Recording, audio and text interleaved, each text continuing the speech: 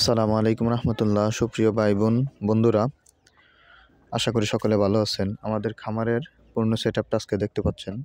আমরা আমাদের খামারে কিছু পরিবর্তন আজকে করছি।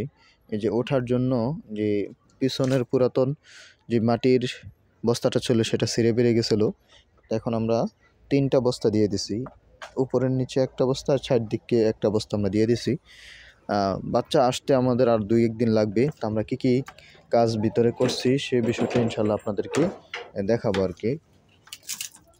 আপনারা দেখতে পাচ্ছেন আমাদের খাদ্যর পাত্র, পানির পাত্রগুলো কীভাবে ঝুলিয়ে রাখছি। এটা কিন্তু আমরা জীবাণুনাশক পানি দিয়ে ধুয়ে এভাবে প্রথম দিক নিয়ে এভাবে ঝুলিয়ে রাখছি।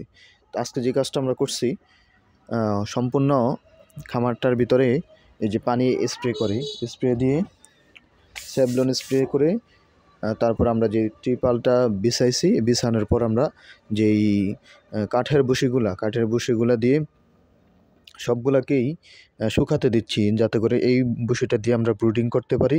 ব্রুডিংয়ের ভিতরে যদি কোনো রকম বাচ্চার মল বা পানি পড়ে সেটা যাতে দ্রুত খেয়ে ফেলে, এই জন্য আমরা ভালো করে হালকা একটু শুকিয়ে নিচ্ছি এখানে ছিটিয়ে রাখি আর কি। তো আলহামদুলিল্লাহ, আশা করি আমাদের বাচ্চা আসতে আর 2-3 দিন সময় লাগবে। আমরা বাচ্চার অর্ডার করে ফেলছি। বাচ্চার রেট কোথায় কীরকম আছে আপনারা জানতে পারলে, জানা থাকলে বলবেন। একটা জিনিস আপনাদেরকে বলি, আপনারা দেখতে পাচ্ছেন এগুলো আমাদের ব্রুডিং করার জন্য নেট। এই নেটগুলো আমি আগে পেপার ইউজ করতাম, তো এখন পেপারের পরিবর্তে নেট ব্যবহার করতেছি। এটার কারণে 2টা লাভ।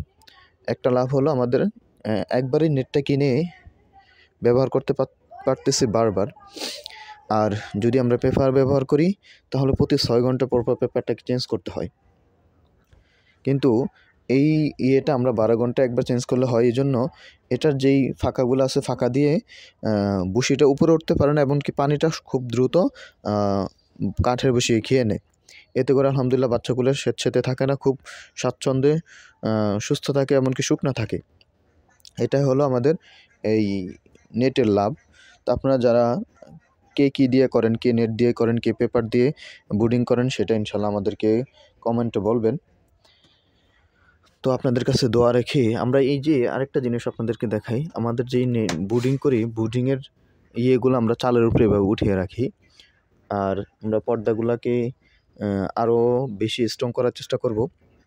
আপনারা দেখতে পাচ্ছেন আমাদের 2টা পর্দা নামানো আছে। এই পর্দাগুলোর ভিতরে আমরা ইনশাল্লাহ এবার, যেহেতু শীতকাল, এই জন্য আমরা এক্সট্রা পলিথিন দিয়ে আমরা এটাকে মরিয়ে দেওয়ার চেষ্টা করব ইনশাল্লাহ পুরো খামারটাকেই।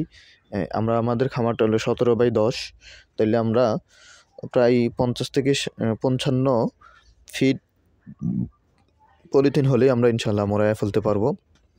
এটা আমাদের বুডার, এই বুডার দিয়ে আমরা ব্রুডিং করে থাকি। এখানে 4টে লাইট লাগানোর সিস্টেম আছে, আপনারা দেখতে পাচ্ছেন। তবে একটি বুডার নষ্ট আছে, ইনশাল্লাহ আমরা ওটাকে, একটা হোল্ডার নষ্ট আছে, এই হোল্ডারটাকে ইনশাল্লাহ আমরা পরিবর্তন করে দেব।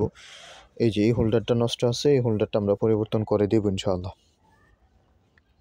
তো আপনাদের শীতের কার কি, বাচ্চাগুলো কেমন আছে, খামার নিয়ে কি পরিকল্পনা, ইনশাল্লাহ আমাদের কমেন্টে জানাতে ভুলবেন না। সকলকে ধৈর্য সহকারে ভিডিওটি দেখার জন্য বিশেষ ধন্যবাদ। সকলের প্রতি দোয়া, ভালোবাসা, আন্তরিকতা রেখেই এখানে শেষ করছি। আসসালামু আলাইকুম রহমতুল্লাহ।